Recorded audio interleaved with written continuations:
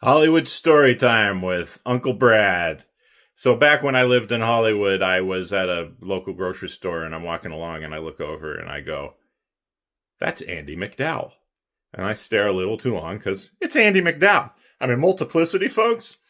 So I'm staring at her and she turns around and she starts staring at me. And when she first looks at me, she has this look of recognition like, I know that guy. And I'm giving her a look of recognition like, I know that lady. And then it washes over her that I am, in fact, nobody. And the look of recognition turns into a panicked look of fear, like, oh God, I don't want this guy to approach me right now. And she turns down an aisle and practically runs away from me. And I thought to myself, that was cool.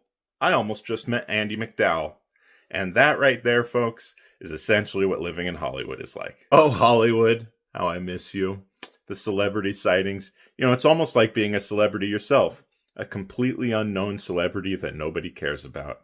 So that story is a leadway into today's episode of It's New to Me, where I watch movies that I've never seen before and talk to you about them. And since the Academy Awards just passed, I've been watching former Best Picture nominees, and today's was Andie MacDowell classic, Four Weddings and a Funeral. So I really, really do try to avoid spoilers on this thing, but today's movie was in fact about four weddings and a funeral. It's a good title, but it's also a little distracting, to be honest, because by the second wedding, you're thinking, which one of these mamma jammas is going to be needing a funeral? For the record, I totally nailed it. Deadpool goes to El Capitan. That's me. I'm El Capitan. Andie MacDowell doesn't know that. She would know that if maybe she just stopped and said hello and been like, are you El Capitan? But whatever, I digress. This movie follows a group of close friends who have all of their major life events and personal revelations take place at a series of weddings and, one funeral. As is the case with all people from Britain.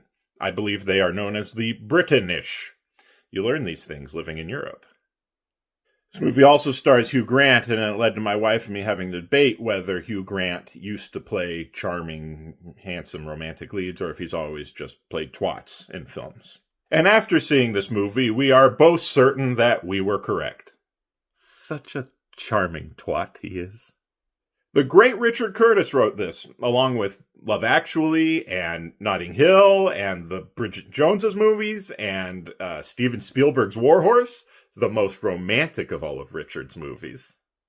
And he co-created Mr. Bean? Well, I invented It's New to Me, so lots of people are doing cool things with their lives, Richard. Some might say being one of the greatest romantic voices of his generation is more important. Some might say that talking about movies on TikTok is more impressive. You decide. Don't mention in my comments, but forget I said anything.